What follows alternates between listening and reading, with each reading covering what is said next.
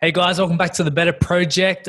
Very exciting episode. Didn't even know who this guy was until the man Luke Reynolds shouted, told me who he was. So let me introduce you, the man himself, the warrior, Rongo Keene, bro. Thank you for coming on.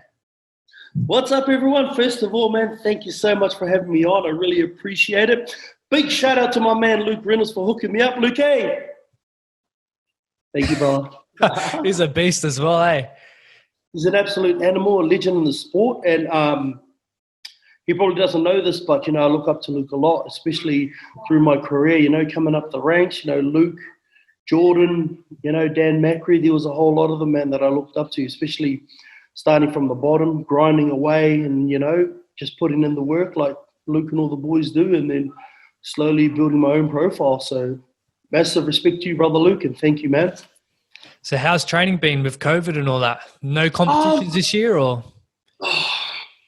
Just like everyone else, man, nothing's happening anytime soon, so we've all just sort of tucked ourselves away and just had a look at ourselves, our programming, our weaknesses, and pretty much it's just been an opportunity just to sharpen a few things up, fix a few little niggles that we have. So I'm very lucky. I live in a mining town called Kalgoorlie, which is in the middle of bloody nowhere. No one even knows where it is.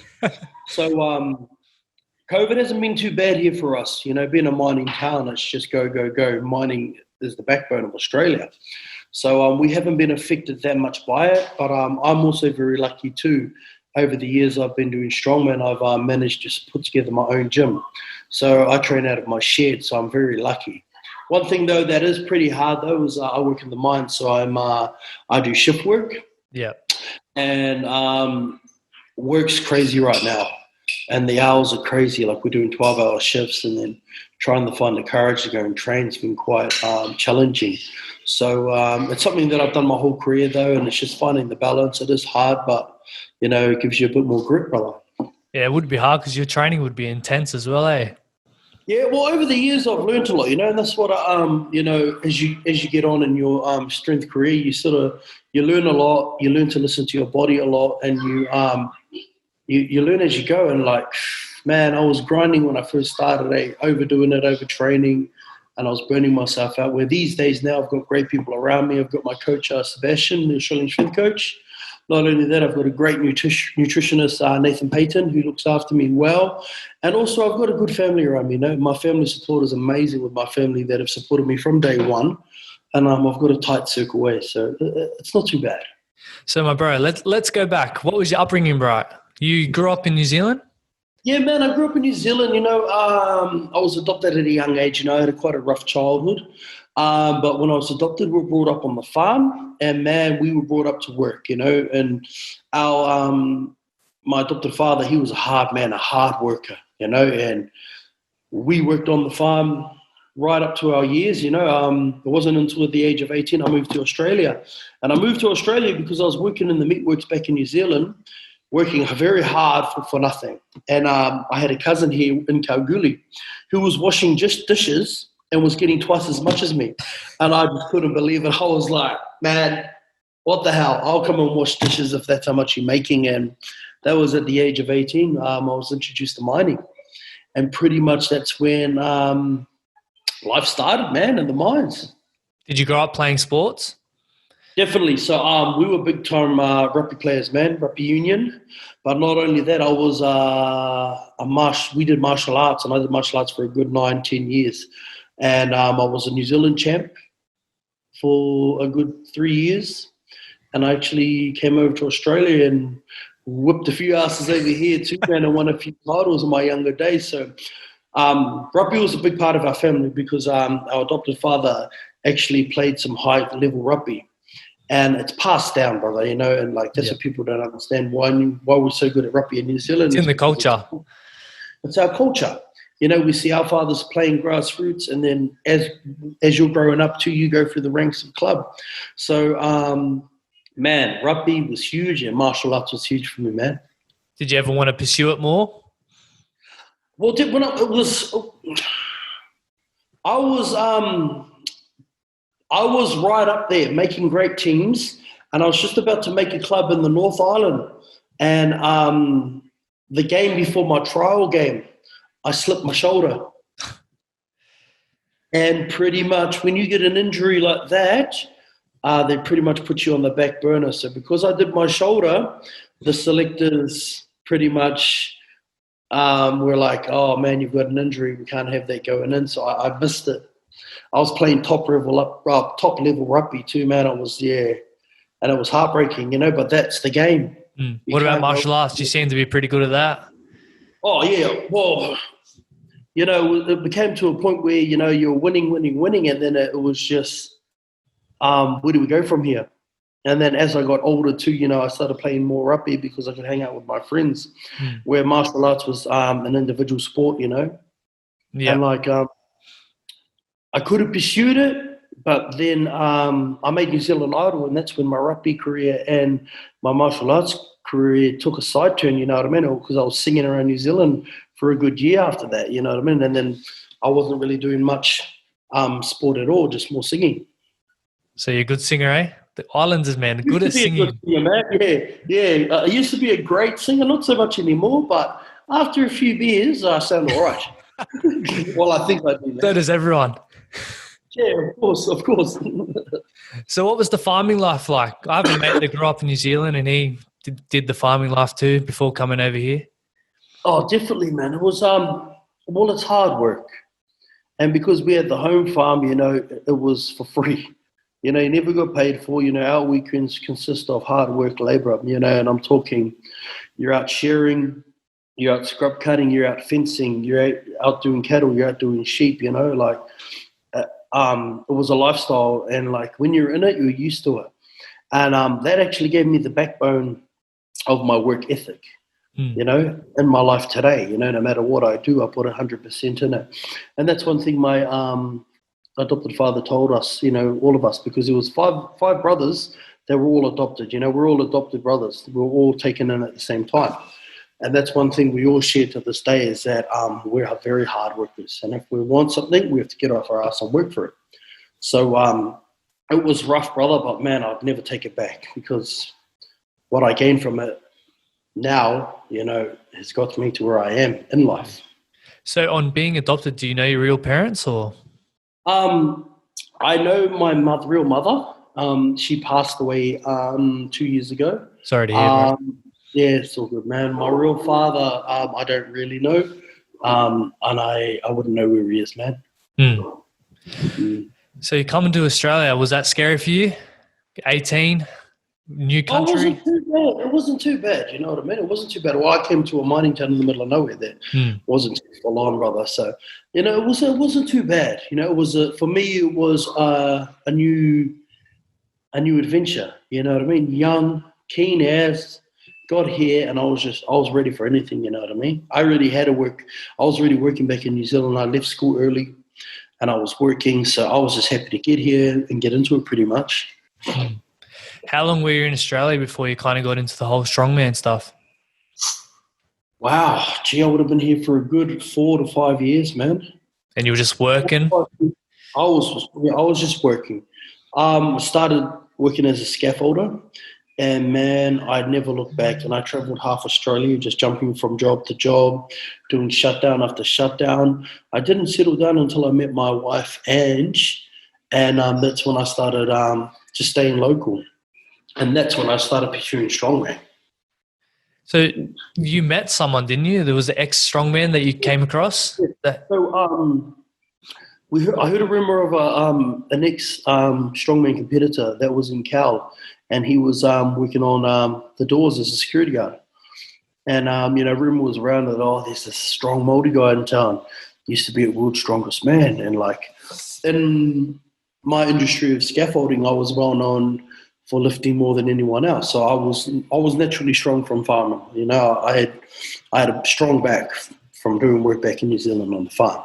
So I caught up with this guy and I pretty much said to him, oh, man, what's the chances of you training me? He didn't take me up on the first offer. He sort of just sent me on my way. He sort of looked at me and said, oh, man, I've retired. I'm not really looking at training everyone. But I just kept pestering him, man.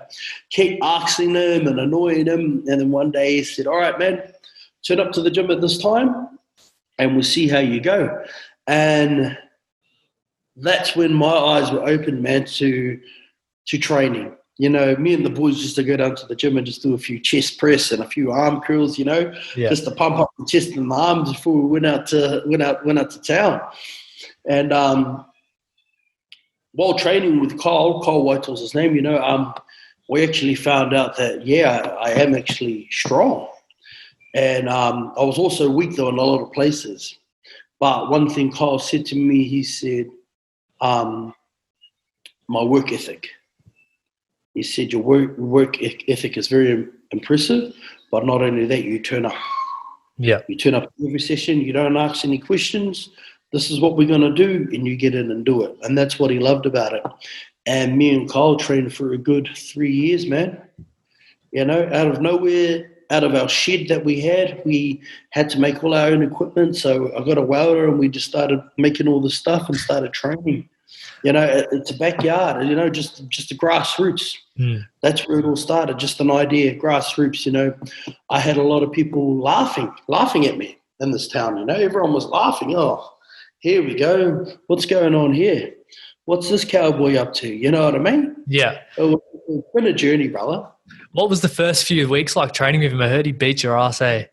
Oh, my bro. Like, we laugh about it still to this day. I was just speaking to Kyle like 2 days ago, and we were laughing our head off, and he just said to me, that the people that trained him did the same thing to him, because rightfully you have to earn the right to be there. You have to earn the right and just see if you have grit. He said the main thing was to see if I could handle it. Yeah. You know, so, and I'm telling you, bro, there was some shit he was making me do that was just, why? But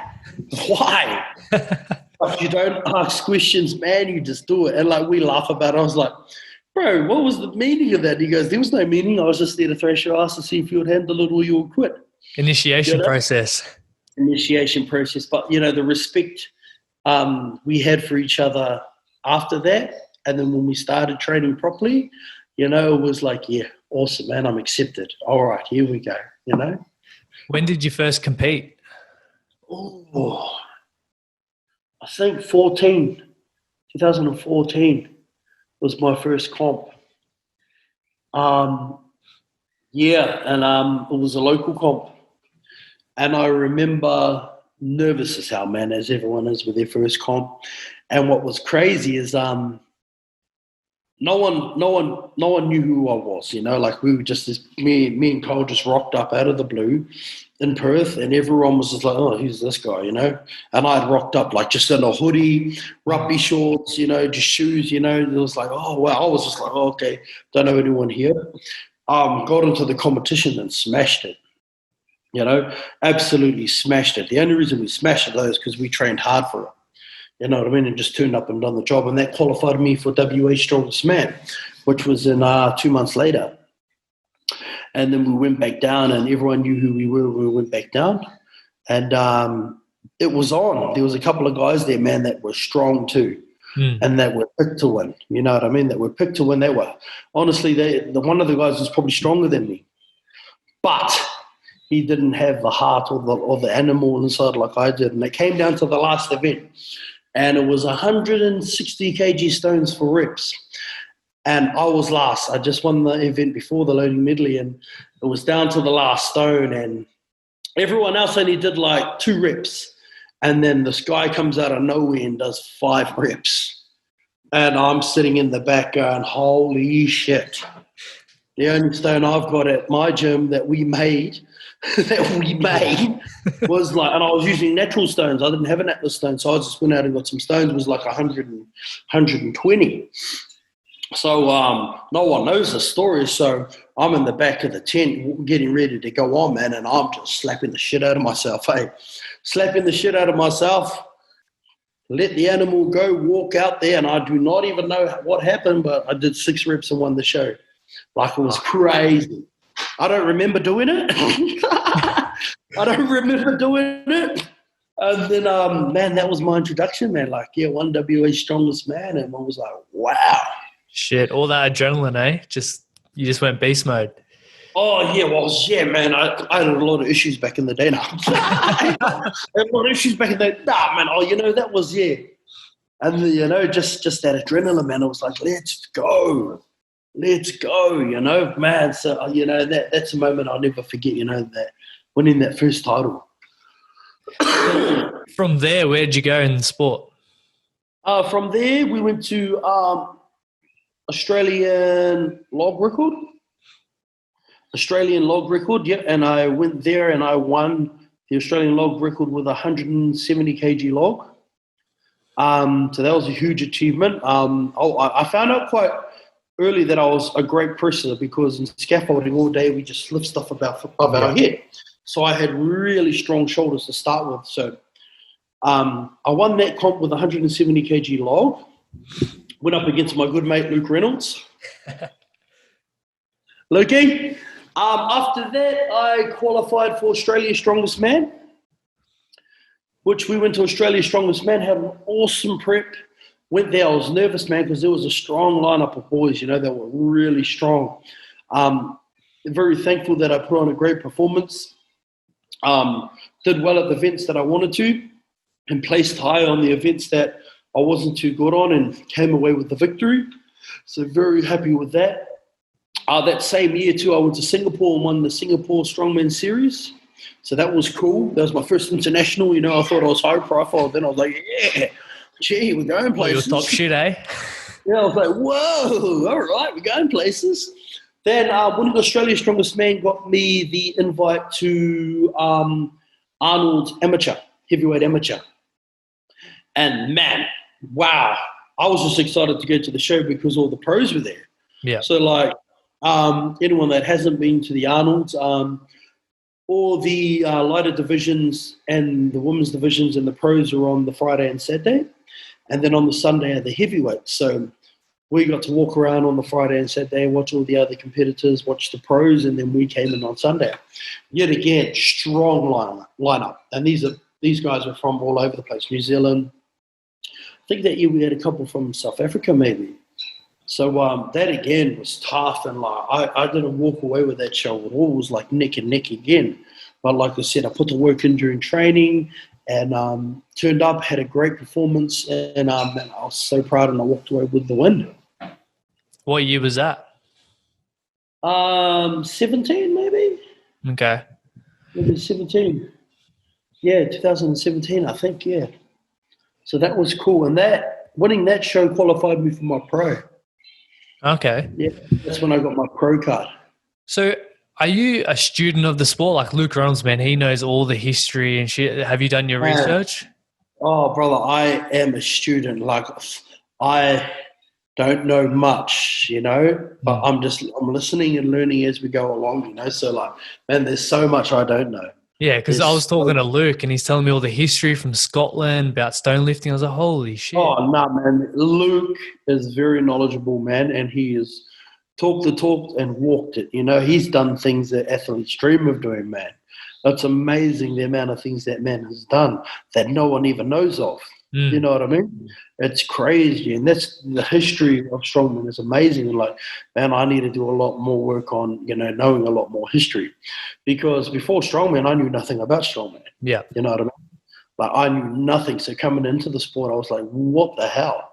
Because all I was brought up on was rugby. Rugby, that's all it was, rugby. So even still to this day, man, I'm still learning. Someone brings something up, I'm like, wow, righto, shit, okay. So how old are you?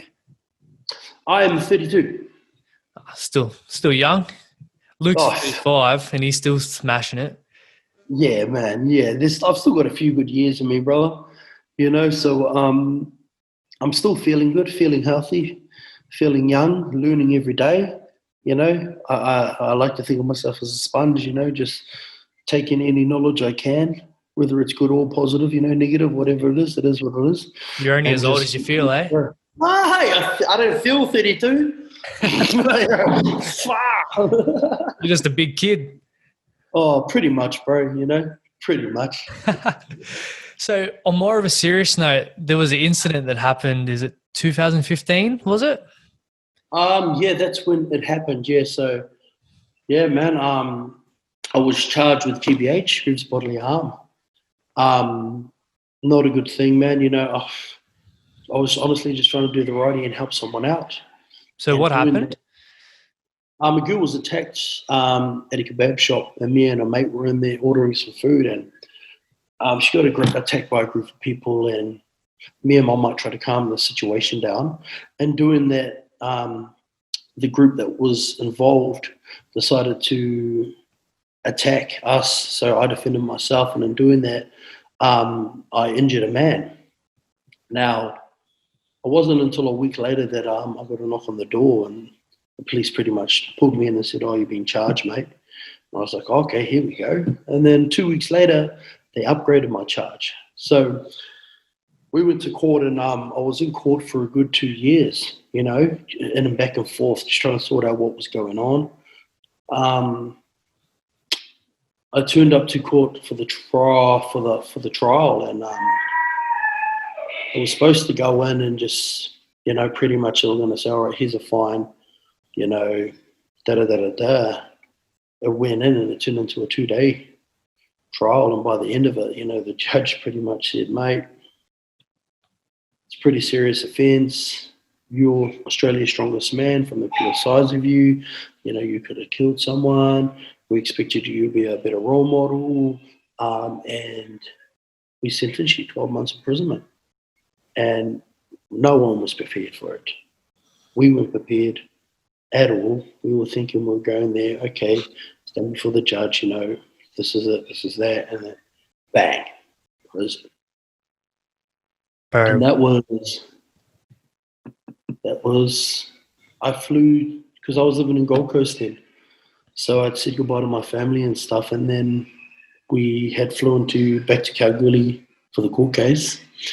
And I was supposed to fly back, pick up my kids, and then go straight to Melbourne for the Arnolds for my pro card. And walked into the courthouse, man, and was escorted at the back in handcuffs straight into the paddy wagon off to prison. What was that feeling like, hey? Well, the whole world came crashing down, man. You know what I mean? Life smacks you right in the face, man. Especially when you're not expecting it, especially when you're not expecting it. And life changed, man. Big time. Life changed. Especially when you say goodbye to your kids and they're expecting you to come back and you don't. The whole situation, you know what I mean? Especially when you walk into somewhere thinking you're walking out and you're not walking out. You know what I mean? And people don't realize, you become a number. You know what I mean? People look at you differently. Yeah. People look at you like you're a criminal. People class you as a criminal.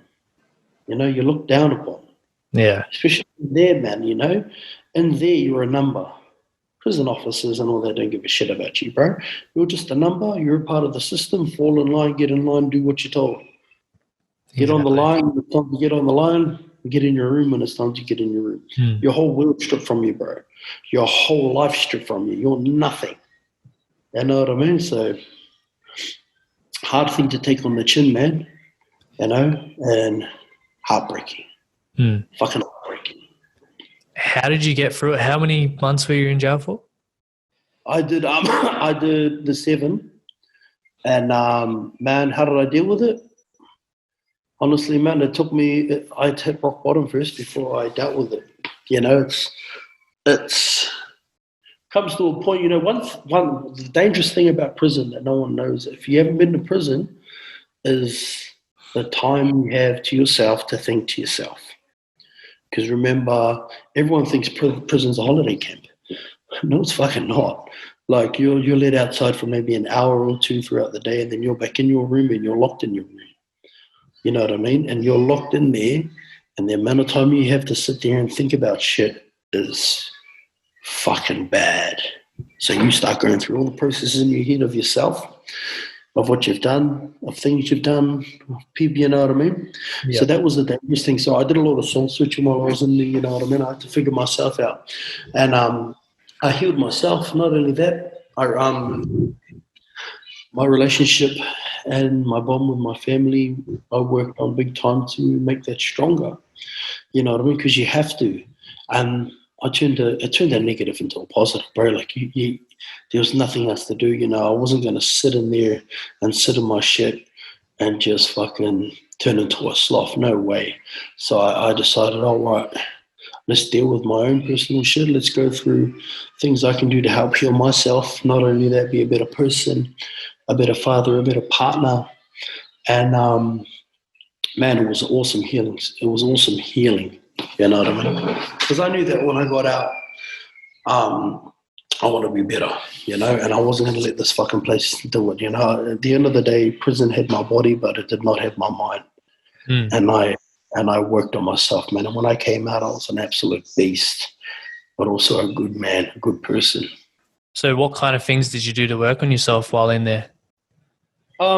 Self-healing. Yeah. You know what I mean? I went through things that disturbed me in my life, you know, not only that, like, it was just a whole lot of looking at myself, you know. You can't help other people until you help yourself.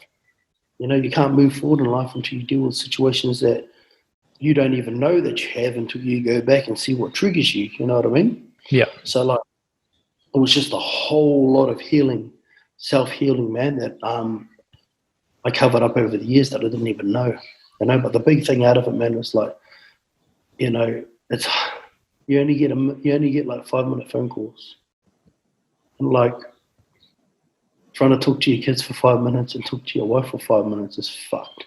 Because once your 5 minutes up, you have to go to the back of the line and wait for the phone.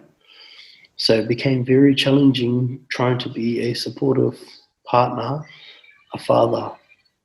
So we put a lot of time into that. I started writing letters to my family, you know what I mean? We worked with what we had. And it became a family thing, you know, write letters to each other to communicate best we can, you know, and it became an exciting thing, you know. It was like the build-up to when I got out, you know. It was like, wow, I can sit and have a conversation. I still remember, because my family lived in Gold Coast, I never wanted my kids to come and see me in prison, you know. I was like, fuck that. Sorry for the language. That's right. All good. Fuck that. You know, because I just didn't want that for my kids. You know, I was still young, you know what I mean? But I got to the point where we had to, because I know my kids needed to see me. So it was heartbreaking when I had to walk out, you know, in full jumpsuit and everything to see my kids, you know, and then for them to be in that environment, you know, like every father dreads that, man. Yeah. You know, putting their family in that situation. Like, people do it every day, but like, as a father, it really rattles something inside you, you know, like, you know, it's the last thing you want your kids to see is like, you know, oh, my dad's in prison, you know what I mean? But like, it's a shit situation, but we did it for them, and, you know, it was hard at the time, but it was also healing at the time. Yeah. You know? So, yeah, man. Did you have like pictures and that in your cell to keep you kind of sane and motivated? Of course, bro. Like, number one, I had my family. So you've got, in your cell, you've got your wall, and that's your wall. Yeah. And every motherfucker knows, don't go near your wall and don't touch your shit. And I had a great cellie too. And like, prison is prison, bro. You know, you don't come in my room unless I tell you to come in my room. If you come in my room, shit's going down. That's just how it was, and that's how it is. So on my wall, man, first up, pictures of my family, wake up to that. Not only that, man, I had motivational quotes, all that. I had a picture of World's Strongest Man. I just had things that would help me get through this time and motivate me to do what I needed to do. Were you intimidated at all? Because like, you're a big guy, man. Of course, it's prison. Yeah. Prison. I won't go too deep into it, but you imagine walking into a prison with the title Australian Strongest Man, bro. Imagine that. Do you have a target on you? Shit happens. Like I said, I won't go too into it, man, but it is what it is. You know what I mean? It's no joke. Like I said, it's no joke, brother. It is what it is. What happened? Yeah, that's all I can say, bro. Yeah, that's fair enough. So what did you do for training in there? The prison I was in, man, no gyms at all. Like, we're desert. Like, we're right out in the middle of nowhere. And most prisons in WA don't have gyms. Most of them do. So all they had was a pull-up bar and a dip bar. And I managed to put together a workout, and that worked, and it just kept me bloody sane. Because remember, I was 3 days out from Arnold. I'd done an amazing prep. When I walked in there, boy, I was an animal, ready to lift anything. It was my first pro show. So I was strong as hell. And then I was sitting in a cage. Yeah. You know what I mean?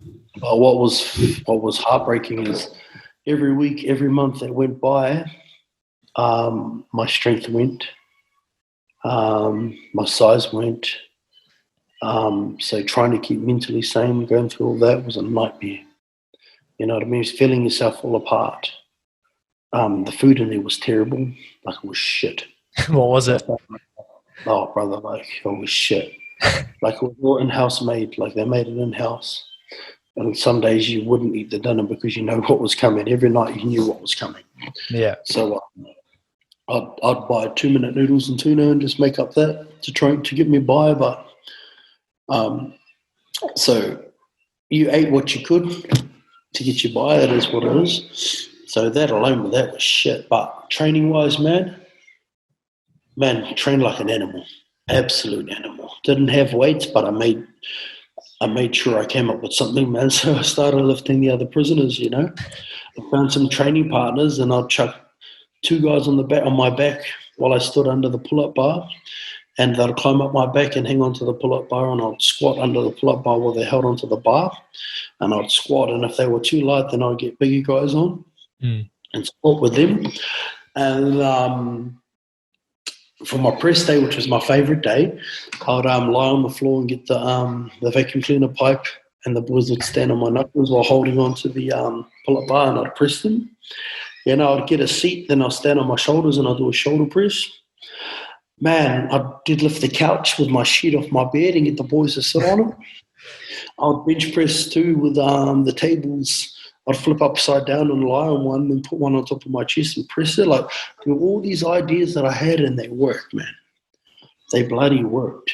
Fuck, you really did think outside the box, didn't you? You didn't have to, but you had enough time to think too, you know what I mean? Up in your room, so. And it wasn't too bad too. The guards weren't too bad, They, at the start, they were a bit hesitant about it, but I kept everything simple, didn't go outside and do anything stupid, you know what I mean? So, man, I was very thankful for that, Very thankful. You end up creating like a little group, people that would train with you? At the start, everyone thought I was crazy. Everyone thought I was crazy. By the end of it, man, we had an army. We had an army of boys training with us. You know what I mean? And it was good too, because there was a lot of guys in there that were depressed, and a lot of guys going through shit. There were a lot of killers and just guys in there for some real bad shit. But you bond together with people. Like, I made some really good mates in there, some really true mates that I'm still mates with today, that I still go and visit today. Some of them have got out and I've caught up with them, and we've gone out, had a meal, and done some cool things. Because it's real in there. People don't realize everyone makes mistakes. Yeah. And it's not until you sit on your ass that you can actually look back and identify those mistakes, you know what I mean? It is what it is. So, man, had an army. Not only that, I built a relationship with a lot of guys that were interested in my journey, None of them knew what a strongman was. And then when I told them what I got up to and what I did and what I've done to that date, they were all excited, and they were all cheering for me too, and pushing me along when I got out to get back to the top and get back out there and get it done. That was the guy. Did it for me, my family, but all for all the brothers in that I made in there. Yeah. Do you have any regrets, or you believe that happened all for a reason? Well, everything happens for a reason. Yeah. But like I said, I turned the negative into a positive. You know what I mean? I came out of it a better man. The situation, the whole experience was a nightmare, but, it could have broke me, but if anything, it made me stronger. I'm still here. Yeah. 2 years later, I'm here, man. I'm stronger than ever. I'm healthy. I'm happy. My family's happy. You know what I mean? Would you say that was the biggest struggle in your life thus far? Oh, I've had a lot of struggles in my life, brother. Yeah. You know what I mean? A lot of things happen in my life. That was just another experience. So you do your time, you get out. What's next? What do you do? I've got parole in Queensland. So pretty much I'm homebound, reporting in every week. And I'm very lucky I have my gym on my shed. So we go into animal mode, bro. And we say, all right, let's get ourselves back. Let's get everything back. You know what I mean? Like, I'm home. I'm happy. I'm safe. I'm with my family. At night, let's train like an animal. And I was training with Warwick Brant too at the time, so that was cool. Warwick Brant only lived down the road. And he said to me when I got out, and when I'm ready, we'll train and we'll get back. And that's what we did, man. We just went on this crazy training journey to get my body back, get my strength back, man. And I'm not gonna lie, it wasn't easy. Man, it was heartbreaking, you know. Stuff I used to warm up with, I couldn't even lift. You know what I mean? And it was really a case of how strong mentally I was, you know. Yeah. All right. I know I'm never going to move everything like I used to, but that's a starting point. I've got a great base, and let's start and let's get things moving. And that's what we did, bro.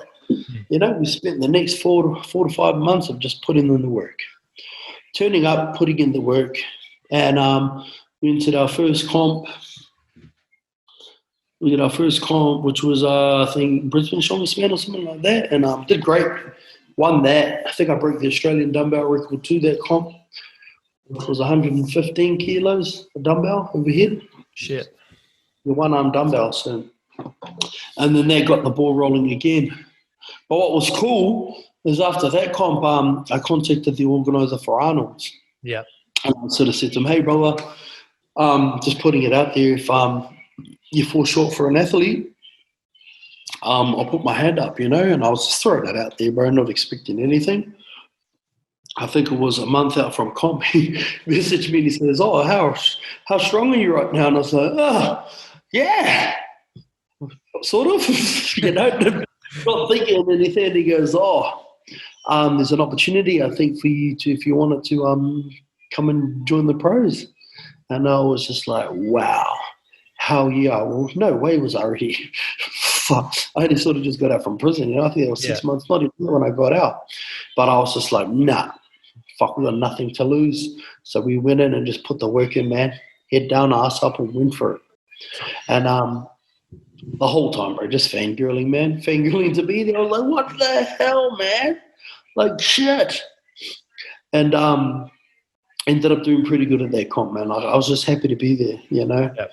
Very happy to be there, and just turned up in good shape and put on a good performance, and it was enough to beat the current New Zealand and Australian Strongest Man, you know, and that qualified me for World Strongest Man, which I did not see coming. My whole goal was just to get a pro card and just compete amongst these pro guys that I'd looked up to my whole career, you know, and that's what I think people forget. People forget that I've put the work in. I've won all the shows that you need to locally. You know, I've won Australia's Strongest Man. I've won the Australian Arnold's Amateur. You know what I mean? I've done a good placing at Arnold's Pro. Yeah, you know, I've done some good things in the sport to get me where I am. You know, I haven't had it handed to me. You know, I've had to work hard like everyone else. Yeah, that's a rapid comeback from prison to that. Oh, it took a lot of effort, man. Yeah. Like I said, there were good days and there were bad days. But that's like, how much weight did you lose in prison? Shit. 35 kgs, maybe more. And did you put all that back on, or? No way. No way. You know, I went in fully prepped, so I was heavy as hell. So I was like 160 something, ready to rumble, you know. And then when I got up, man, I was like, at least 35 to 40 kgs down. Fuck, you would have felt disgusting, eh? Oh, I was a rat. But one thing was, I was a rat, but I was fit as hell. Yeah. Absolute fitness freak, you know, because all the boys in there were doing bloody MMA, everything. So you jump in just to do something, you know what I mean? So, yeah, when I jumped out, I was weak as hell, but I was fit. And in my mind, I knew that if my body was fit and could handle everything it wouldn't take me long to transfer that over to strength training. Yeah. So what weight are you back at now? Right now, I'm probably sitting at 145. Yeah, I'm about 145 right now, healthy as. Yeah, not too big. I'm not happy with where I'm at right now. No comps are happening, so there's no use sitting at a heavy weight. Yeah. So So what's a now, good weight for you when you compete on the 160s? 150, 155, honestly. Okay. Yeah. And that's with good, that's with good lean muscle on and mobile. Mm. Anything over 160 plus, man, it's usually a static comp that I'm not very mobile, not very fit. My whole game plan of my body weight and training has changed over the years from what I used to know to what I know now. You know what I mean? Look at the top guys. You know, Kiliskowski, he sits at 145 to 150 easy. You know what I mean? Like it's only the big boys like Thor, Brian, and all that are up to 190s, 200. But you look at the smaller guys. You know, the sport's changing. It's a more athletic sport now. You know, they're running shows within a few hours. So it's all changing now. So the body shape has to change. You know, the athleticism has to be more in there, and you have to be fitter. So it's we're changing with time. Yeah. So what's your training look like? At the moment, I'm on a building phase. You know, just strengthening up some weaknesses that I have, and just tuning everything out. So I do a 4-day split. You know, I press twice a week, do your normal squat and your dead. I'm not really doing too much strongman events at the moment because right now it's about getting the base strong. Yeah. Transfer our base strength over to our strongman implements. And at the same time, too, work's flat out right now, and I'm a scaffy, and it's a hard labor job. I'm carrying shit on my shoulder. So it's quite hard to balance that and training right now. Yeah, it would be. So what weights do you lift? Like how heavy are your squats and bench and dead? Oh, they're not too heavy at the moment. You know, I'm doing a lot of high rep stuff, just building that base, you know what I mean? So, you know, programs are structured at around 80%, maybe 90%, and just let it build from there, you know. So there's nothing heavy being lifted at the moment. Right now, it's just putting the work in, getting in, hitting the numbers that we need to in order to peak at the right time to hit those big numbers, you know what I mean? So I'm sort of running sort of like a power program mixed with a few other exercises that I'm not familiar with, just to, you know, give me a bit more armor. Yeah. You would have to eat a lot of food, wouldn't you? I used to eat a lot of food, but I used to eat a lot of bad food. Yeah. You know, like in my career, man, it was, you know, the mentality of strongman was eat big, get big. Where now, over my years, I've learned a lot about putting good food in, and now it's 2 months now. I've been working with Nathan Payton, pro body coach. For all of you who don't know, suss him out on Instagram or his Facebook. He is the nutritionist for Brian Shaw, the Stoltman brothers. He does professional football players. He does so many good people. And I've been working with him for 2 months, and it's been a game changer. You know what I mean? Like, man, the amount of knowledge I'm learning. And here's something that hit me. Here's something that everyone out there listening needs to, I think, should listen to. We train for 4 hours a day, correct? Everyone trains for 4 hours a day. Training is very important, but we eat for the other 8. So how much time do we actually put in to our nutrition to make sure that we put in the right food in for our training? You know what I mean? Training's one thing, but if we haven't fueled our body right, given everything it needs to look after itself and prepare itself for training, you know, we're taking a step back. That's something that I've learned. In these last 2 months, man, it was hard. Not going to lie, it was hard the first 6 weeks, only because I never had a structure with my diet. I just ate whatever. Had the basic stuff that I'll stick to, but I was like, I feel like that, I'll eat it. You know, now 2 months later, man, I appreciate food. Not only that, my body appreciates the right food. You know what I mean? Yeah. So I can't wait for another year's time to see what my body shape is. Not only that, my performance level is. You know what I mean? When do you find time to eat, like with your busy work schedule? I have food prep, man. Yep. I have an alarm set on my phone that, bam, now's the time to eat. I'll go and find somewhere to heat the food up, and I'll eat it wherever I am, whether I'm at work or whatever. You know, it's a commitment I have. Don't get me wrong, it's taken me a long time to do it, to find a routine, but you just got to put in your mind, I need to eat now to fuel now. Yeah. If I don't eat and fuel now, it's going to affect me when I walk in the gym. And if I don't perform the way I need to, it's my own fault. It's your business, is it, the scaffolding, or? Yeah, definitely. It's me and my wife's business that we've been running for years. And it'd be so much easier being an athlete if I didn't have the stress of business. The stress of mining and everything, man. Honestly, some days I'm like, wow, what's the point? But it is what it is, man. It's very, some people in our sport can do it full time. And that's why they're doing so well, and they work their ass off to get it. My goal is to be a full time athlete, but right now it's about putting in the work, man. You still got a mortgage to pay, you got a family to support. It is what it is, man. How many people do you have working for you? At the moment, we've got a good solid 10 boys. So it's quite a big crew. It's a few crew. We service a few mine sites around the gold fields. So it's a big crew and it's a lot to bloody organise, you know what I mean? And it's a lot of people to manage. So work stress on top of labour work can get tricky, man. So you still do all the labour stuff as well? Yeah, I'm still out on. I got a 5 o'clock starter tomorrow morning, man. And I'm going out to a mine site in the middle of nowhere for like 4 days to put up scaff in a tank. So I'm just your everyday Joe, man. You know what I mean? A lot of people see me on social media, see me doing these comps and stuff. Strip that away, man. I'm just a normal human being living a normal life, working my ass off. You know what I mean? And that's life. How come you still do all the labour stuff with the amount of people you have hired? Well, I'm very good at what I do. Yeah. And you got to put the effort in. You know what I mean? You got to make sure things are done right. If you don't do that, you can lose work and lose everything just as hard as fast as you make it. Yeah. You know what I mean? It is what it is, brother. If a job's on, a job's on. You know what I mean? Yeah, you got to lead by example. Lead by example, brother. That's what you have to do, man. So as much as I don't want to do it, it has to be done. It'll be all worth it in the end. Oh, it's awesome, bro. That's what I mean. Like, it is what it is. It's business. Every owner out there knows what it's like, Every owner out there who's successful had to grind for years before they made it. You know what I mean? I'm still got years to grind. But I'm very thankful and very grateful for the things I do have and the opportunities I do have. You know what I mean? Yeah. You wouldn't be in the position you are now if you didn't have that anyways. Well, of course. Like I said, I've done the working away for months and home for a week. I've done that, boss.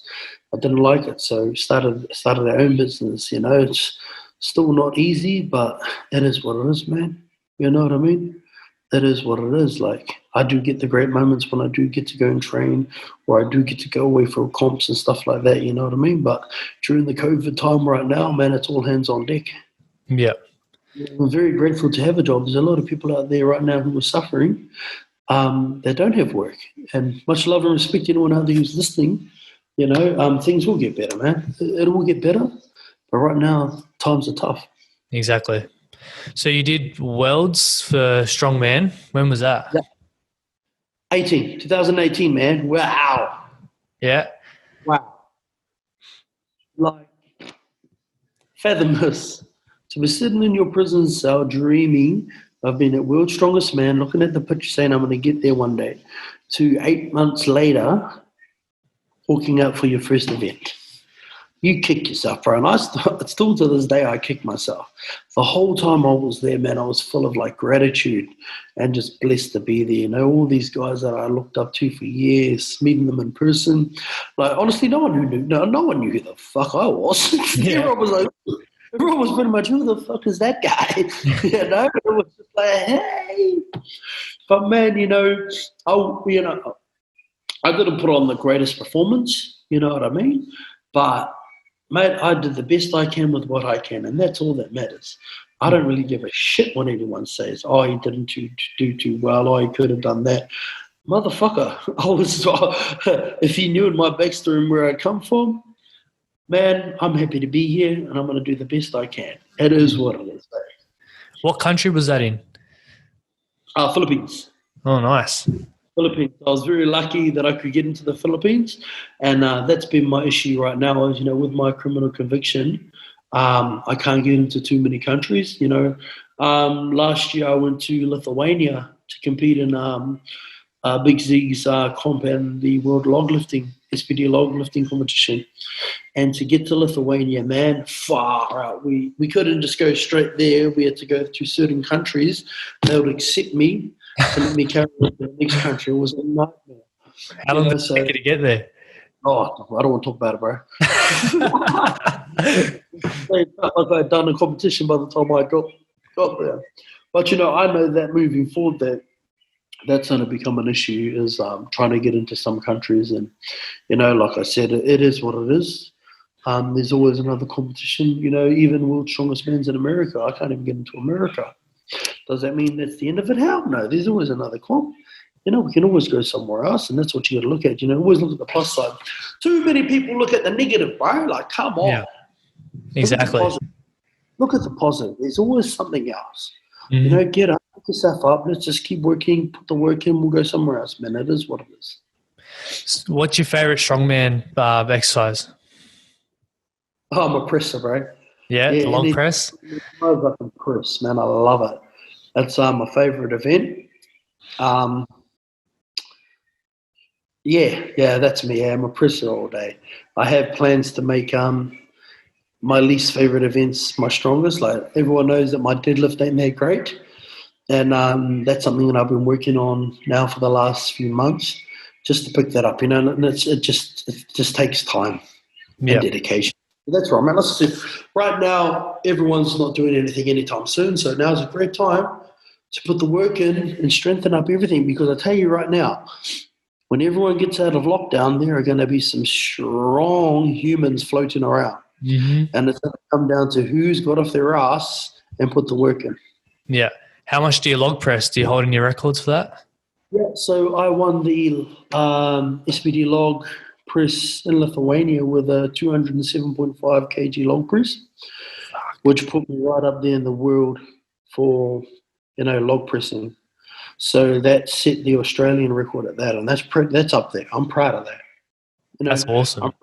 I'm proud of that to go on the other side of the bloody world and do that too, you know what I mean? That's respect. And I'm happy with that. And anyone who says that's not respect, I don't give a fuck. I don't give a fuck. No disrespect to you, but your opinion don't matter to me. I'm happy with that. Am I going to push that higher? Hell fucking yeah, I'm going to push that higher. Before I'm done, man, I'll be one of the strongest log pressers in this world. I know that. How much you want to lift? How much you want to lift? Before I'm done, I'll be going for the world record, I tell you right now, before I'm done. What is the world record? Right now, the world record is 228.5 or 29.5. Oh, you get that. A few boys are going for the 230. Shit. Now, that record has sat for a long time, and a lot of people have tried it, and there's probably 4 guys on the planet right now that can do it. So I say in a few years, man, I'll be right up there with those guys. Not only a great presser, but a good strongman too. Yeah, I reckon you'll get that easy. Oh, definitely. It's going to take a lot. That's why I said I've given myself a few years because that's what it takes.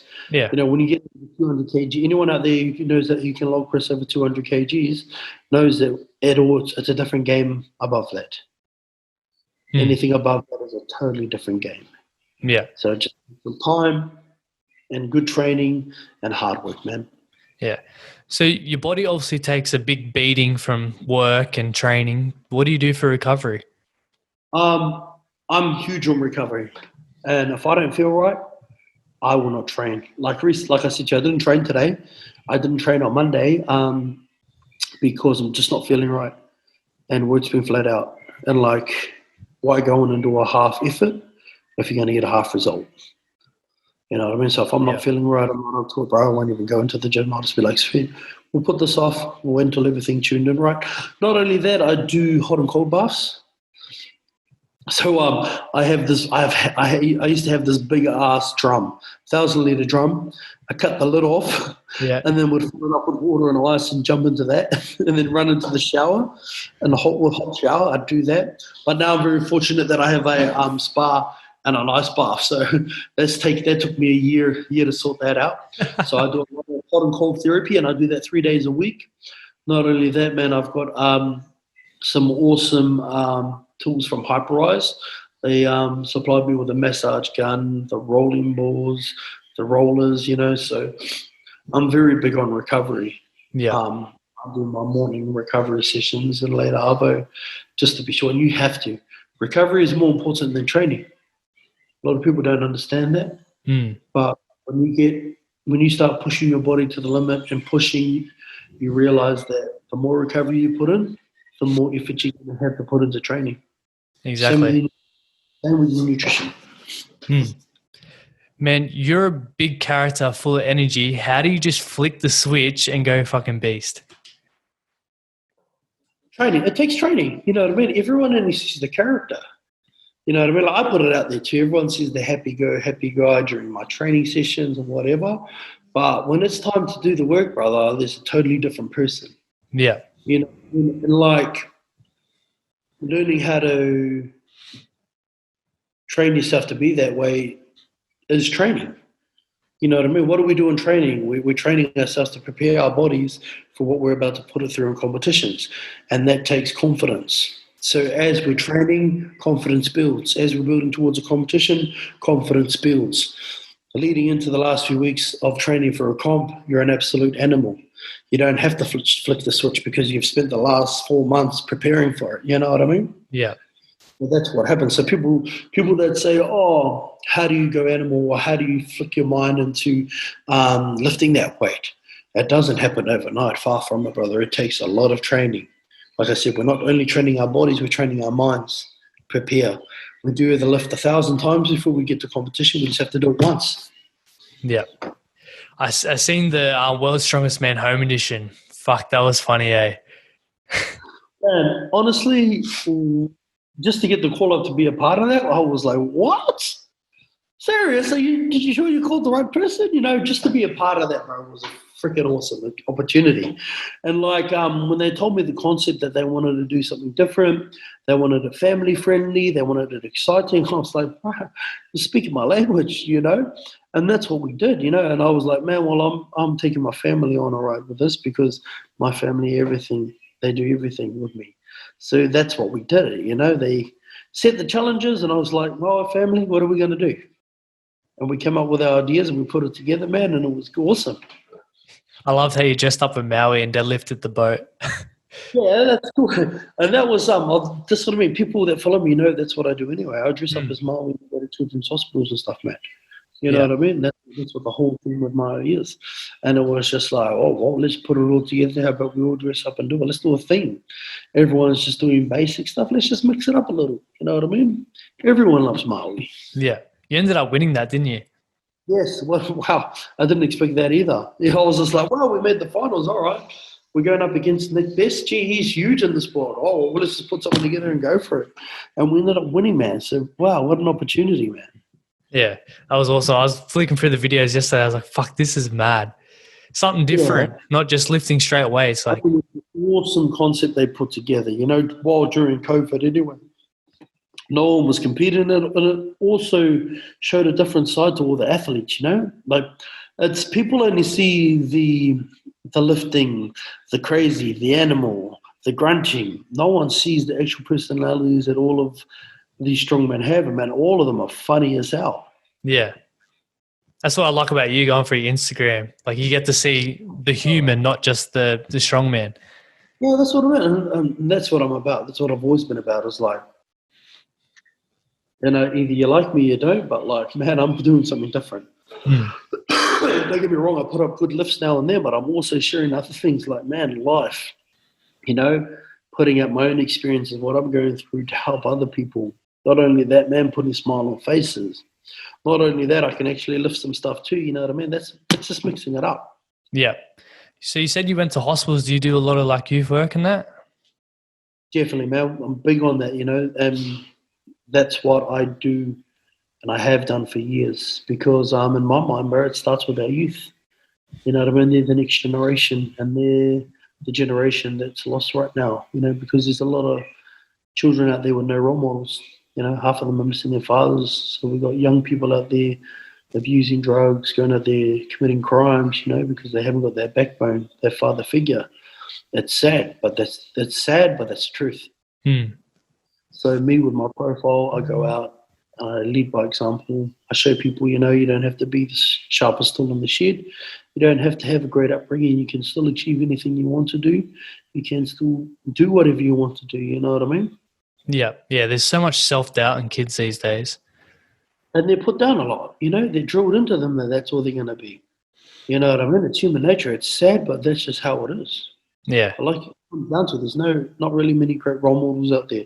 There's a lot of influencers, so-called social media influencers, but like, what the fuck are they doing? Yeah. Self-gain. They're out there doing things to benefit themselves. Yeah. And the schooling system's shit as well. The schooling system work with what they have. Yeah. You know what I mean? The schooling system can only do so much. At the same time, too, the kids go to school. They don't want to be at fucking school, The system's all over the place right now. Yeah, it's so old-fashioned, I reckon. Yeah, what's that old saying, one book is written, doesn't mean it's written for everyone. Everyone's different, eh? Yeah, everyone learns different ways. Not everyone has to go to university. Yeah, definitely, man. So, like, hopefully things get better. But if I can do something to help out, I'm 100% for it. And that's what I will do, I don't really give a shit what anyone says. That's what I do. Yeah. I don't need praise for it. I don't want praise for it. I'm doing it because I know that me doing it's going to help someone.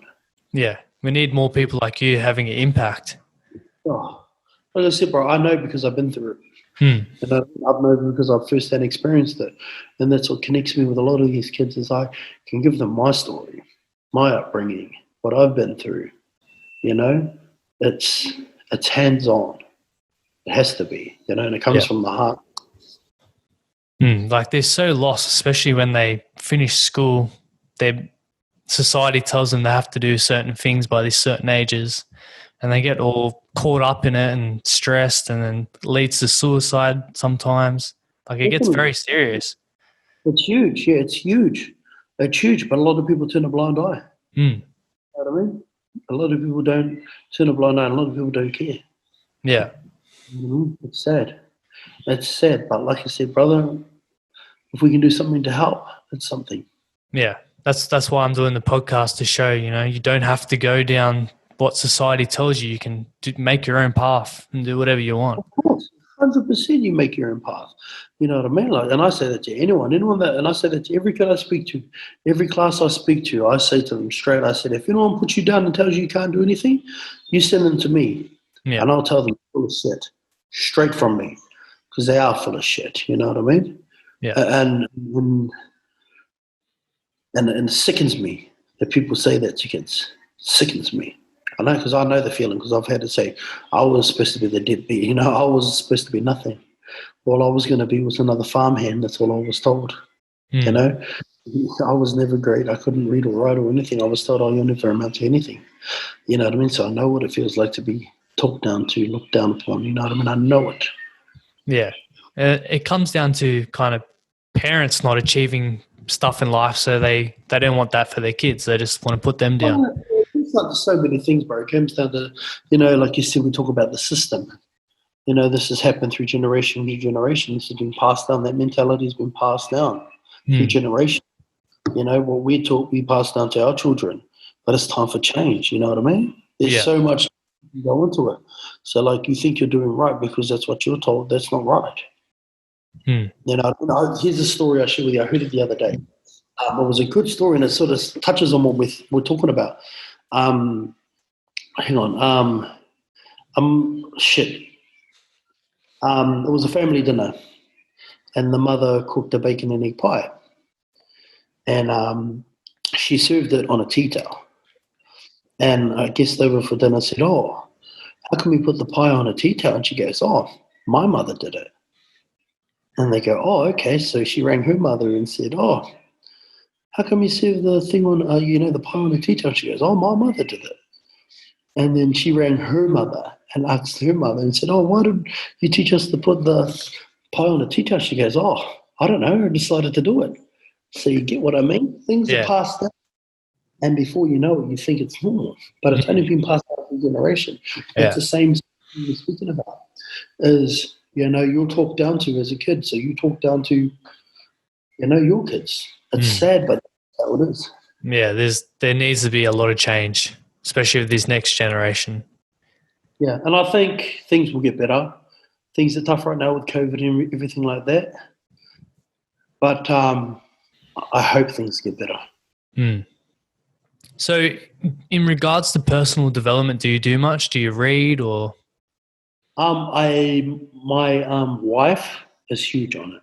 Yeah. My God, most man, she's amazing. You know, she keeps me on my toes. She is constantly pushing me in the right direction to work on myself. So definitely a big thing that I'm working on is reading a lot more.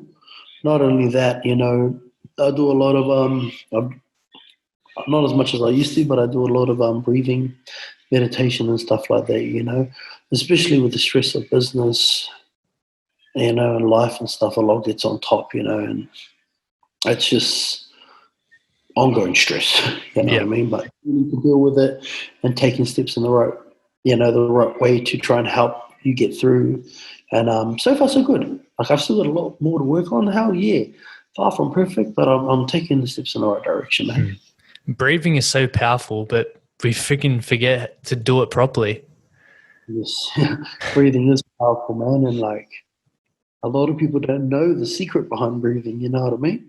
Everyone listening, if you made it to this point of the podcast, everyone, go and check out breathing techniques, man, because they bloody work. Especially when you're stressed, it can change the whole scenario. Yeah, definitely, man. Definitely. Yeah, 100%. 100%. So what's the top books that you've read?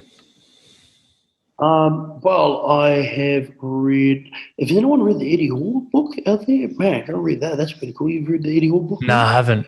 Read Eddie Hall's life story. I'm not going to say too much, but it's an awesome story. Yeah. You know what I mean?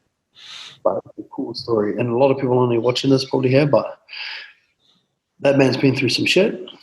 He's overcome some shit. But like his mentality is pretty fucking sharp, eh? It's pretty cool. So yeah, pretty cool. Go and check that one out, guys. Yeah.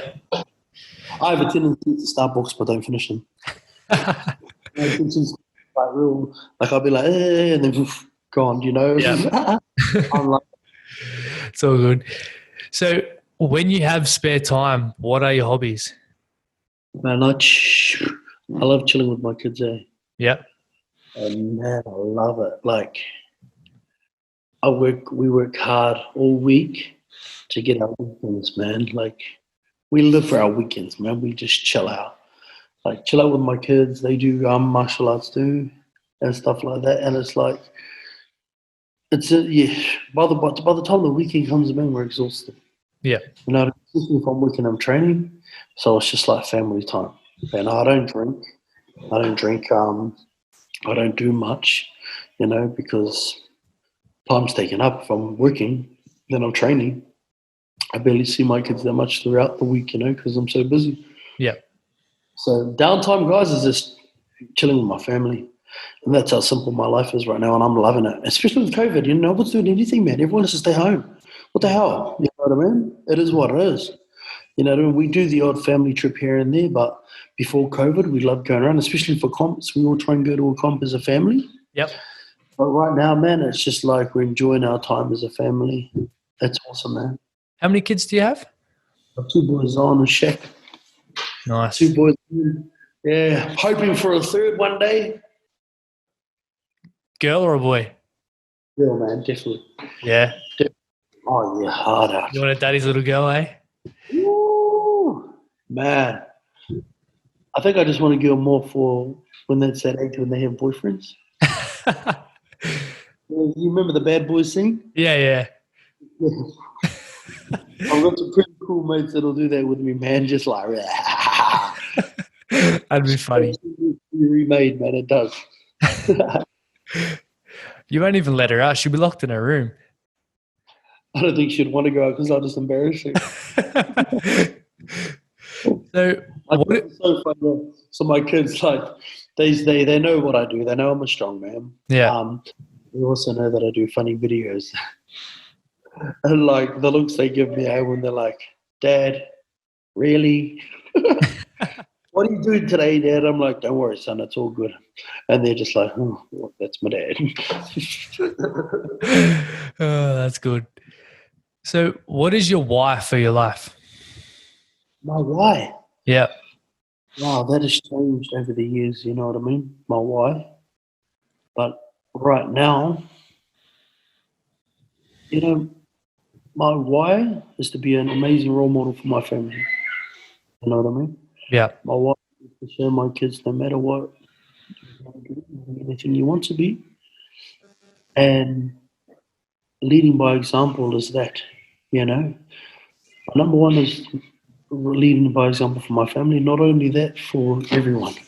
Hmm. You know, there's every kid out there that's had a rough upbringing. There's every kid out there that's doing it tough right now.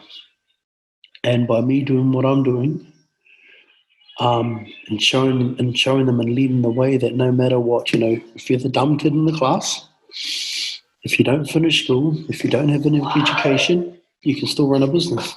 You can Yeah. still own a business. You know what I mean? Yeah. If you get kicked in the ass, if you get sent to prison, if you get called this, you can called that, you can still climb to the top. You can still get out of there and come out and make something of yourself. You know what I Exactly. mean? Yeah. That's what it's all about, brother, is about leading the way and showing people that no matter what, get up and keep going. Hmm. That's my way. Yeah. Anything's possible Anything's possible, as bro. long And as you that's work hard and you have a great mindset. what I mean. People have to be shown before they can believe. Yeah. People see an example before they believe they can do it. And honestly, man, like I'm telling you right now, my journey's only just begun. There's so many more things that I'm going to achieve through setting my goals and doing things that by the time my time is done, I would have inspired so many people. I would have helped so many people. I would have reached out and spoken, gone to seminars, helped people, you know, and just spread that message of hope and love. You know what I mean? Yeah. By the time I finish Strongman, man, when Strongman's done, I'll be out helping youth. And I already know that. That's my goal. My Strongman platform has so far opened up so many doors for me to help people. And as I grow and get bigger, it's going to open up many more. Mm-hmm. You know what I mean? Strongman's only the stepping stone for things that I want to help and do in my career. You know what I mean? I'm very thankful and blessed to have the opportunities that I have right now. You know what I mean? Before my time's done, man, I would put a mark out there for helping people. That's awesome. Hell yeah. Yeah. So who do you look up to or who inspires you? In what, life or Life, just general. it's hard to say. It's hard to say.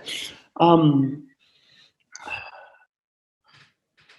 know, there's heaps of people I look up to. You know, there's heaps of people I inspire to be and stuff like that. But you know, it's like I said to you, it's a sponge. You take advice from everyone. Yeah. Negative, no matter where they are, if they're very successful, if they're not successful. In my mind, you have to be an open book, a sponge, and just listen and observe and take things and try them. If they don't work, they don't work. If they work, they work. So, I don't know. I can't say many, you know, a lot of people inspire me, but it's like, you know, not being arrogant or anything, but it starts with me. Yeah. You know what I mean?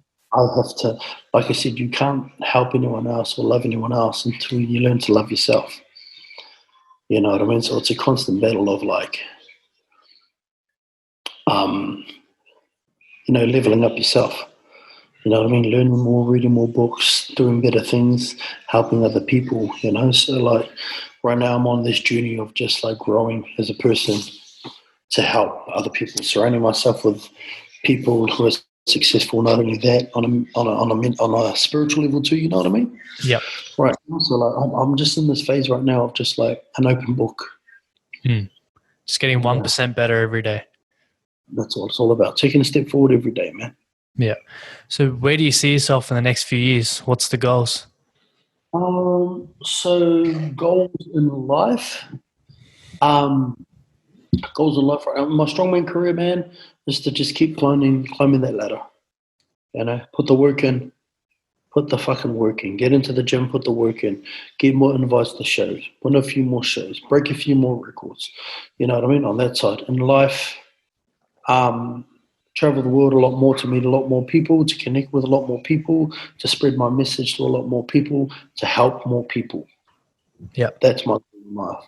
As for my family, man, just give love. You know what I mean? Like, I'm happy with my life. My life is amazing. My life is great. I'm thankful. I'm thankful for everything that I have, everything that I do. So along that line, man, it's just like, let's just keep moving forward. Yep. We have a great stepping stone. 2 years from now, I truly believe I'll be one of the top strongmen in the world. Not only that, I'll be one of the most recognized strongmen in the world, not only for strongmen, but for other things. You know what I mean? For other positive things. That's awesome. Last two questions, my bro. When your time's up on this earth, what would you like to be remembered for?